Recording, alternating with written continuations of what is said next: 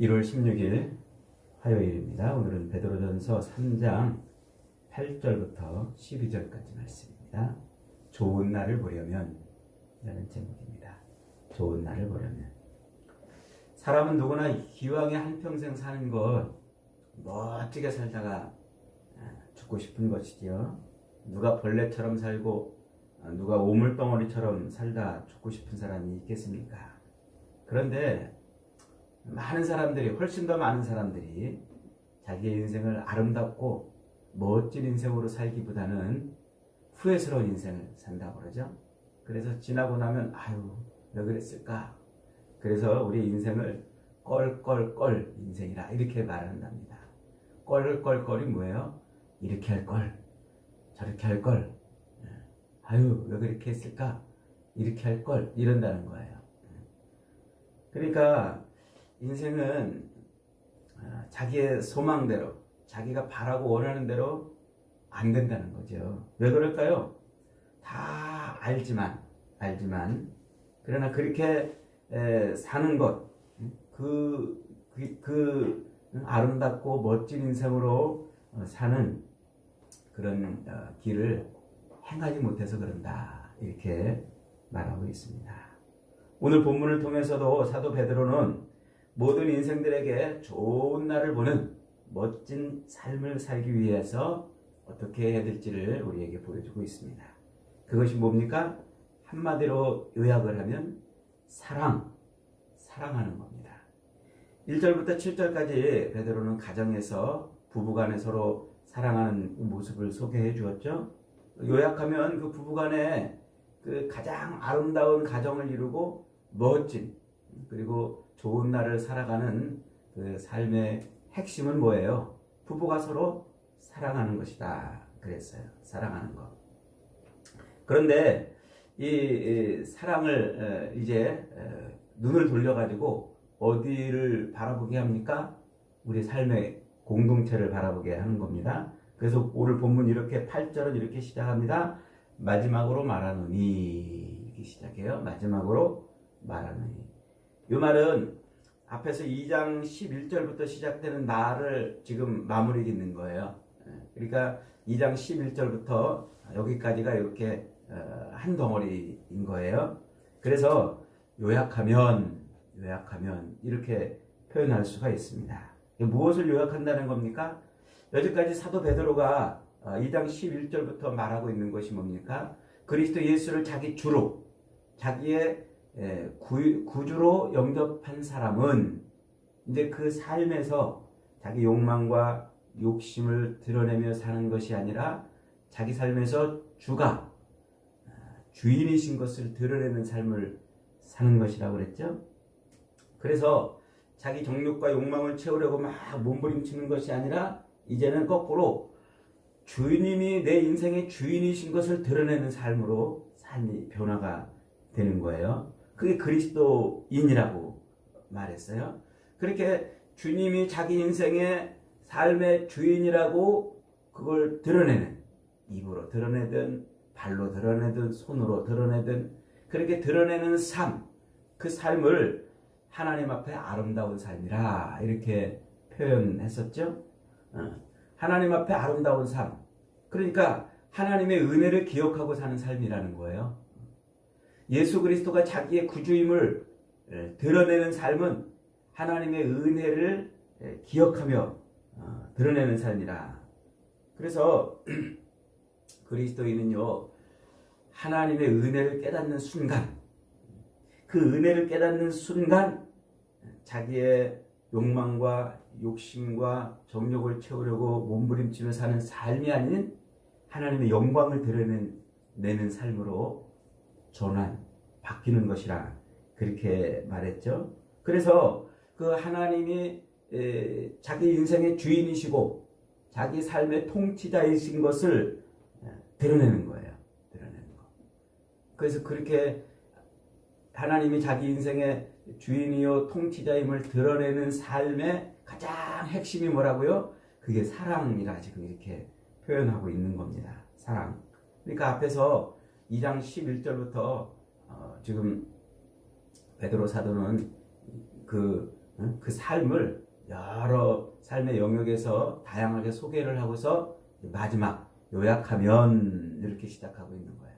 요약하면. 그래서 오늘 그리스도의 은혜, 하나님의 그 은혜를 드러내는 삶의 가장 핵심에 있는 그 사랑을 어떻게 우리가 표현해낼 수 있는가? 어떻게 표현해낼 수 있는가? 그 얘기를 마무리로 해주고 있는 거죠. 그래서 사랑이 무엇인 줄 아냐? 이런 것이다. 이렇게 표현하고 있는 겁니다. 크게 5가지로 지금 표현해주고 있어요. 첫째로 8절 말씀 다시 한번 읽어봅니다. 마지막으로 말하노니 너희가 마음을 같이하여 동정하며 형제를 사랑하며 불쌍히 여기며 겸손하며. 여기 9절까지 이어지는 문장입니다만 8절만 떼서 지금 설명합니다. 조금 의역이 되어 있는 문장이에요. 이 문장의 핵심은 동정하라 이거예요. 동정. 마음을 같이하여 동정하는 거예요. 동정이 뭐라고 그랬어요? 이게 개역개정 전의 성경, 개역 한글 성경에서는 체휼하다 이렇게 번역이 되어 있는 단어라고 그랬죠. 체휼하다.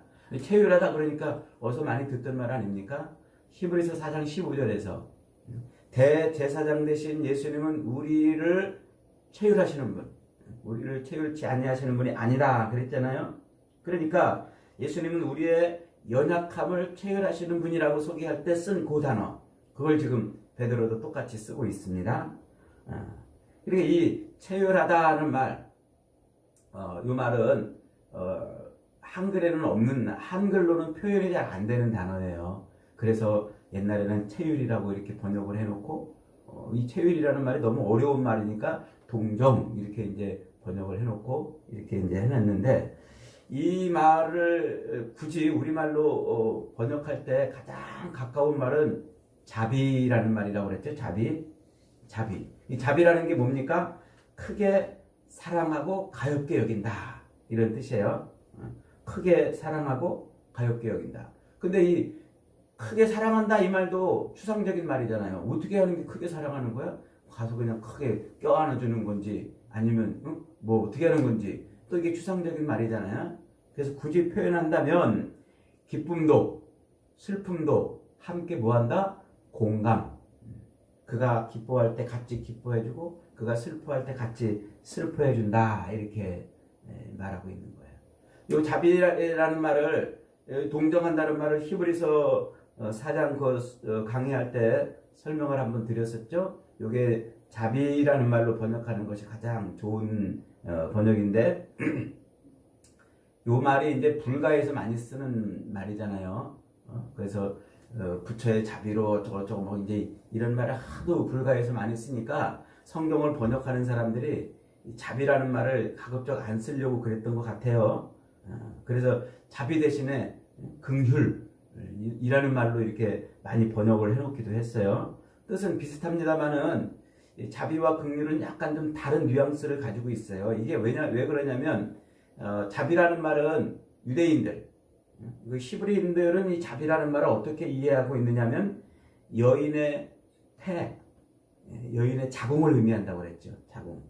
그러니까 히브리인들은 그 자궁 속에 있는 태아를 품고 있는 그 여인의 어머니의 사랑, 요걸 자비라고 본 거예요.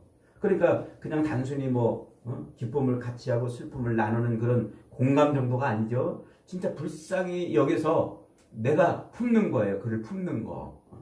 그래서 그 생명을 품고 지켜내려고 하는 몸부림, 요게 히브리인들이 이해하고 있는 자비이고, 그 자비를 우리는 지금 무슨 말로 번역해놨냐면 체휼한다, 긍휼한다, 동정한다, 이런 말로 지금 번역을 해놨단 말이에요. 그러니까 예수님은 우리 인간이 겪을 수 있는 그 모든 시련과 고난과 시험을 다 겪었을 뿐만 아니라 그 인간의 고통을 어떻게 했단 말이에요. 그것을 어머니 자궁 안에 들어있는 태아처럼 예수님이 우리를 그 모든 인간의 그 고통과 죄악을 품었어요. 품고 그것을 우리를 그것들로부터 지켜내려고 우리를 그렇게 품어내시고 사랑하시는 모습, 이것을 말하는 거예요. 그래서 히브리서에서 예수님은 우리의 연약함을 동정하셨다, 이 말은 곧 우리를 품에 안고 다른 표현으로 우리의 모든 그 질고를 짊어지고 그리고 자기를 제물로 바친 대제사장이 되었다, 이렇게 설명을 했었잖아요. 오늘 사도 베드로도 지금 그 단어를 지금 동일하게 갖다가 쓰면서 우리가 이 땅에서 형제를 사랑할 때 어떻게 하라? 그와 같이 우리 예수님이 우리를 그렇게 품어 살려냈듯이 이웃을 사랑하는 게 바로 그런 거라는 거예요. 그러니까 이웃을 사랑할 때 그냥 말로만 사랑하는 것이 아니라 그의 아픔과 그의 슬픔을 품는 거예요. 그의 기쁨과 그의 즐거움을 품는 거예요. 품어서 뭐 하는 거예요? 그를 살도록 해주는 것, 그것이 바로 동정이라, 이렇게 말하는 거예요. 그 뒤에 나오는 형제를 사랑하며 불쌍히 여기며 겸손하며 라고 이어지는 이런 형용사들, 이런 동목들은 다 이 동정에서 나오는 것들이에요. 동정이 구체적으로 표현되는 그런 것들이라 이렇게 말할 수가 있겠죠. 그러니까 형제를 사랑한다고 말하면서, 이웃을 사랑한다고 말하면서 동정, 그를 품어 살려내는 일들을 하지 못한다면 그것은 진짜 사랑이 아니라, 이렇게 말하고 있는 거예요. 그래서 우리가 이 땅에서 진짜 멋진 인생, 좋은 날을 보는 인생을 살려면 어떻게 해야 된다? 형제를, 이웃을 동정하며 살아야 된다는 거죠. 두 번째는 9절입니다. 9절 같이 있습니다. 시작. 악을 악으로, 욕을 욕으로 갚지 말고 도리어 복을 빌라. 이를 위하여 너희가 부르심을 받았으니 이는 복을 이어받게 하려 하심이라. 뭐하라? 복을 빌어라. 복을 빌어라. 그러니까 우리가 그리스도인 예수 그리스도가 나의 구주이심을, 주인이심을 드러내는 삶을 사는 가장 중요한 표현이 뭐냐면 다른 사람을 뭐 하는 거예요? 축복해 주는 거예요. 다른 사람을 막 저주하는 게 아니라, 욕하고 비난하는 게 아니라 축복해 주는 거예요. 가만히 보면은요, 어떤 사람은 정말 입에서 나올 때마다 축복이라는 말을 쏟아내는 사람이 있는가 하면, 어떤 사람은 괜시리 욕하고 비난하고 그런 사람들 봐요. 그러면 안 됩니다. 우리에게는 뭐만 있어요? 그리스도인에게는요, 축복권만 있어요. 저주권은 없어요. 예수님께서 누가복음 6장 28절에서 이렇게 말해요. 너희를 저주하는 자를 위하여 축복하며 너희를 모욕하는 자를 위하여 기도하라. 그러니까 주님은 제자들에게 주신 권세가 뭐냐면 축복의 권세라는 거죠. 그래서 예수님이 제자들을 파송할 때, 전도인으로 제자들을 파송할 때 그들에게 어느 곳에 가든지 어느 집에 들어가든지 그 집을 위해서 그 집의 평안을 뭐하라? 빌어줘라, 축복해주라, 그랬잖아요. 그러므로 우리가 이 땅을 살면서 우리 성도가 내가 하나님의 은혜로 살고 있는 존재구나 하는 것을 드러내는 가장 중요한 표지가 뭐냐면 다른 사람을 축복해 주는 거예요. 축복. 그래서 그 축복이 그들이 받을만 하면 그 복이 받아지겠지만 안 받으면 그 복이 내게로 오는 것이란 말이죠. 그러니까 성도의 권세는 뭐다? 축복의 권세다. 한번 따라해 봅시다. 성도의 권세는 축복의 권세다. 그러니까 여러분, 우리가 마음에 안 드는 사람 이렇게 막 기분 나쁘게 하고 꼴도 보기 싫은 사람들이 더러 있잖아요, 주변에. 그런 사람들을 보면 뭐 해주라? 축복해주라. 축복해줄 수 없으면 그냥 입을 닫고 계세요. 차라리 입을 닫고 있는 게 나아요. 아우, 저 꼴도 보기 싫은 거, 아우, 저거 어디 가서 뒤지지 않나? 길에 가다 넘어져라. 이런 말 하느니보다는 차라리 입을 닫고 있는 게 낫단 말이에요. 그러나 입을 닫는 것보다는 뭐하라? 축복해주는 게 훨씬 낫다. 그런 것이죠. 기억하시기를 바랍니다. 세 번째는 10절 말씀입니다. 10절.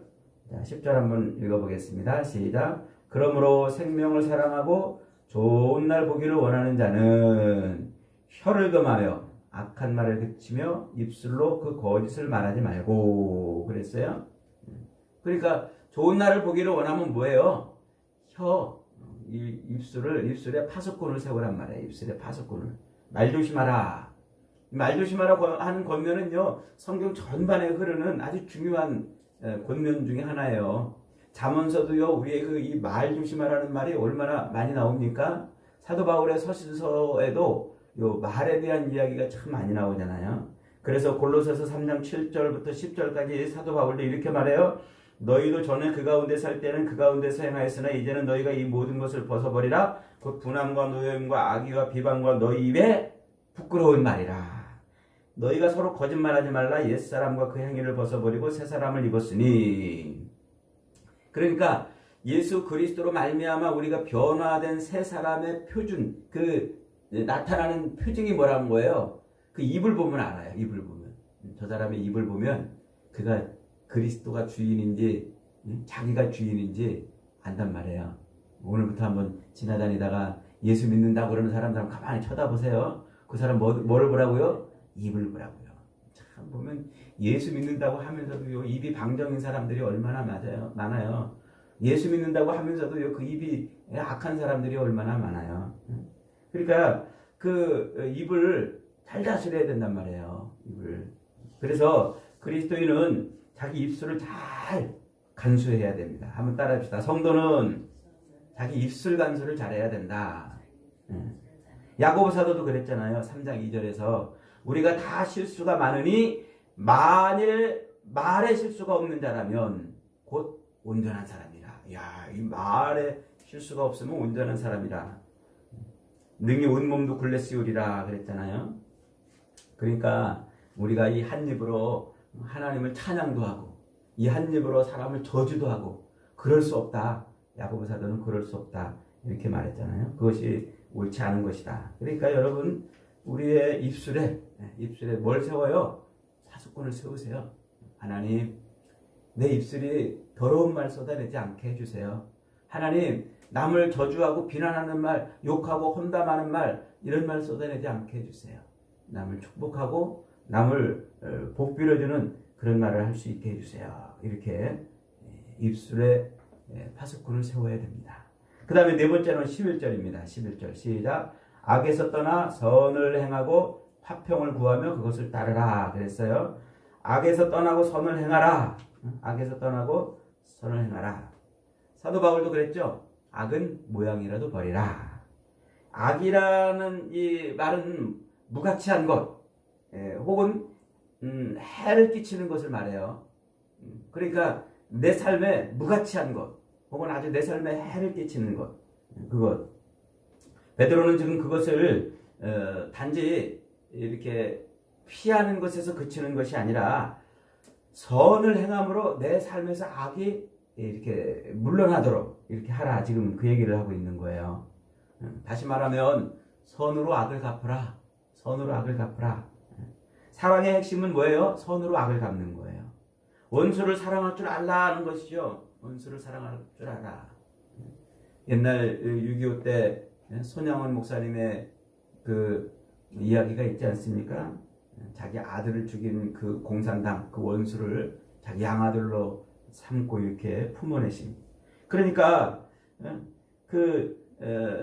진짜 성도의 삶의 가장 빛나는 모습이 뭐냐면 원수를 사랑하는 거예요. 원수를.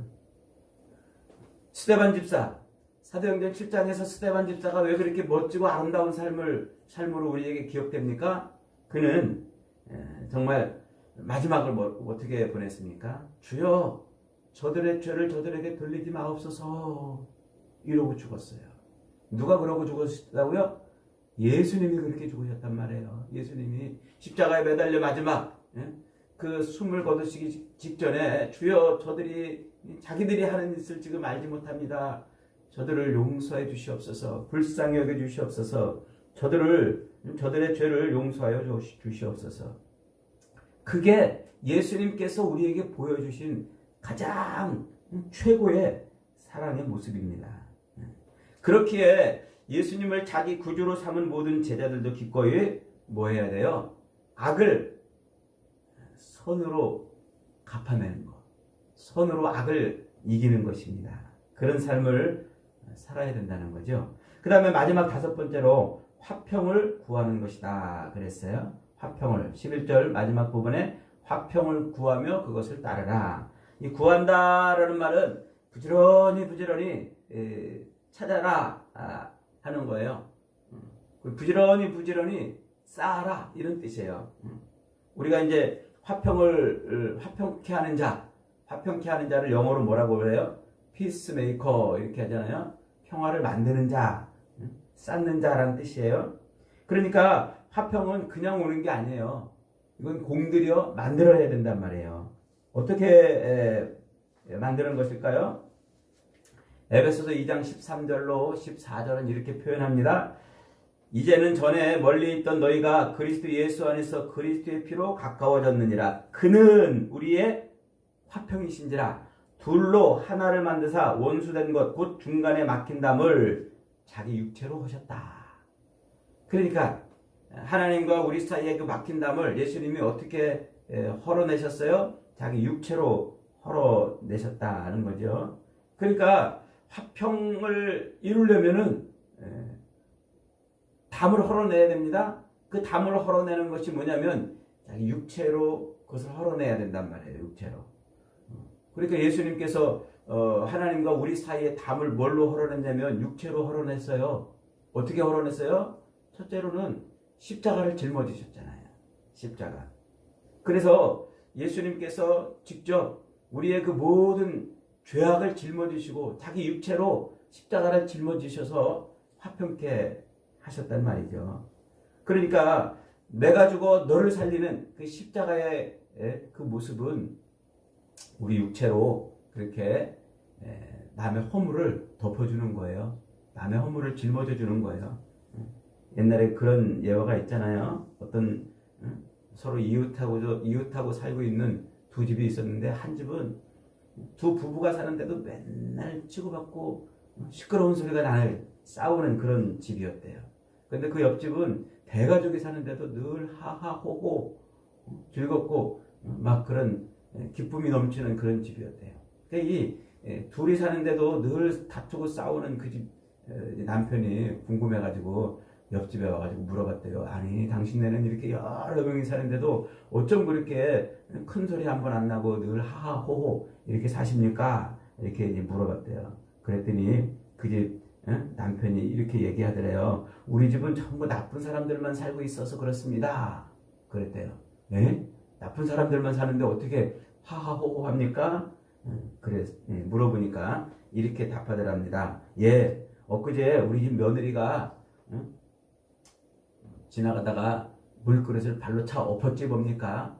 그러니까 며느리가 그냥 자책하면서 아이고 제가 바보 같고 못나서 그렇습니다. 제가 잘못했습니다. 그러고 이제 막 치우더래요.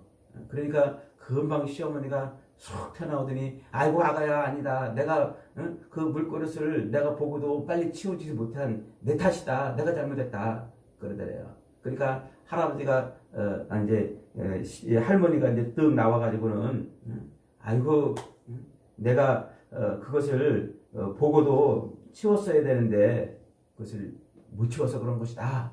그러면서 할머니가 이거 내 탓이다. 내가 잘못했다. 그러더래요.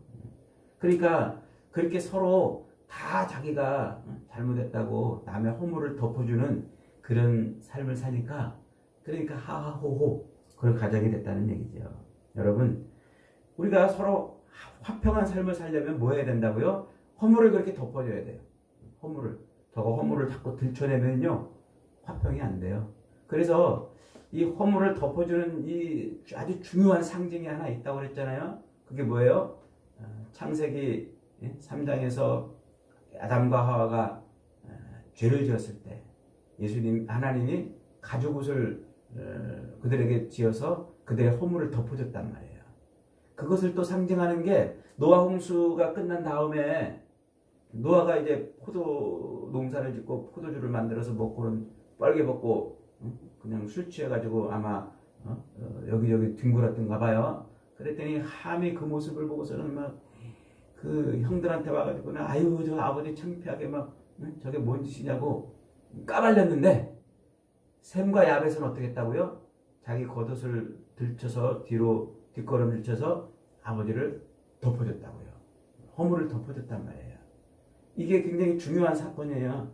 그러니까 예수 그리스도께서 십자가를 짊어지신 건 뭐예요? 우리의 허물을 덮어주신 거예요.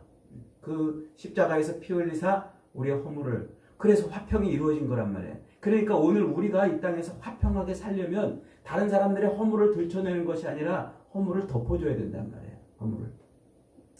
그 다음에 이제 또 허물을 덮어주기 위해서, 그 다음에 또 화평하기 위해서는 같이 되는 거예요. 같은 모양이 되는 거예요. 예수님이 육신을 입고 이 땅에 오셨잖아요. 말씀이 육신이 되어 우리 가운데 거하시니 은혜와 진리가 충만하더라. 그러니까 예수님이 우리와 같이 되지 않았더라면 그러면 결코 우리 안에 뭐가 없어요? 화평이 있을 수가 없는 거죠. 화평이. 그러니까 같은 모양이 되는 거예요. 같은 모양. 옛날에 그런 일이 있었대요. 어떤 귀부인 댁이 새로 이사해가지고 그 동네 사람들을 이제 같이 이제 좀 사귀고 싶어서 집으로 초대해서 식사를 같이 했대요. 그랬더니 그 엄마를 따라온 꼬맹이 하나가 식탁에 앉아가지고 밥을 먹다가 그 접시 계란 후라이, 달걀 후라이가 들어있던 그 접시를 번쩍 들더니 이제 막 다 핥아 먹었대요. 그러니까 그 음식을 서빙하던 그 집 가정부가 아유 이 가난한 동네에서 배우지 못하니까 저런 식탁에서 저런 모습을 하지 이러고 혀를 찼대요. 그러니까 그 순간 갑자기 이 아이는 얼굴이 빨개지고요. 거기 앉아있던 사람들은 다 침묵을 하고 있었습니다. 모두가 어쩔 줄 몰라 하고 있는 그때 어떻게 했다고요? 그 귀부인이 자기 접시를 번쩍 들더니 자기도 아이처럼 이렇게 막 핥아먹었대요. 그러면서 요즘은 달걀값이 비싸니까 이렇게 핥아먹는 것이 좋겠어. 그러니까 그 평화가 깨질 뻔했던 그 식탁의 자리를 그 귀부인은 그 애가 한 행동처럼 똑같은 행동을 함으로써 그 식탁의 자리를 즐겁고 화기애애한 그런 모습으로 마무리했다는 얘기가 있잖아요. 그래요. 지금 베드로 사도가 말하고 싶은 게 그거예요. 우리 삶의 화평을 이루려면 뭐 해야 된다? 그게 같은 모습이 되는 거죠. 마지막 12절에서 베드로는 이렇게 결론을 내리고 있습니다. 주의 눈은 의인을 향하고 의인의 간구에 귀를 기울이시고 주의 얼굴은 악행하는 자를 대하시느니라. 예수님이 우리를 쳐다보고 계시다는 거예요. 예수님이 우리를 쳐다보고 계시다. 제가 어디를 이렇게 가는데 막 가다가 어떤 사람이 그 후미진 곳에 가서 오줌 싸려고 바지를 내리려고 막 그러고 있었어요. 그래서 제가 아저씨 저기 CCTV 있어요 그랬더니 얼른 탁 그러더니 가더라고요. 누군가 우리를 쳐다본다고 그러면 함부로 행동 못해요. 지금 베드로는 누가 우리를 보고 계시다고요? 예수님이 우리를 보고 계시다. 예수 그리스도를 자기의 구주요, 자기 인생의 통치자요, 자기 인생의 주인이라고 고백하며 사는 성도들이 예수님이 보고 계시는데도 자기 욕망과 정욕과 욕심을 채우려고 살겠느냐 말이에요. 주님이 보고 계시면 그렇게 살 수 없다는 거죠.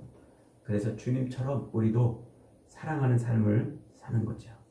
사랑의 핵심은 뭡니까? 기쁨도 슬픔도 함께 공감해주는 동정이고, 그리고 복을 빌어주는 것이고, 그리고 내 입술 파수꾼을 세워서 세워놓는 것이고, 그리고 선으로 악을 몰아내는 것이고 화평케 하는 삶을 사는 것입니다.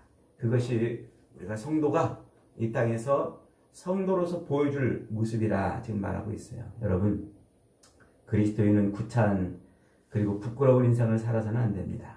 천국 나그네들의 멋진 인생은 돈으로도 얻을 수 없고 권세로도 얻을 수 없고 그리스도께서 우리를 사랑하신 것처럼 우리도 사랑하며 살 때 아름다운 그리고 멋진 인생을 사는 거예요. 그렇게 살다 보면 우리는 좋은 날을 보게 되어 있습니다. 사랑하는 여러분, 이를 위하여 우리가 부르심을 입었노라. 요 2장 21절과 또 3장 12절 말씀을 놓치면 안 돼요. 이를 위하여 우리가 부르심을 입었노라. 저와 여러분의 삶이 그렇게 이를 위하여 부르심을 받은 대로 이렇게 사랑을 행하며 사는 복된 인생들이 다 되시기를 주님의 이름으로 축복합니다. 아멘.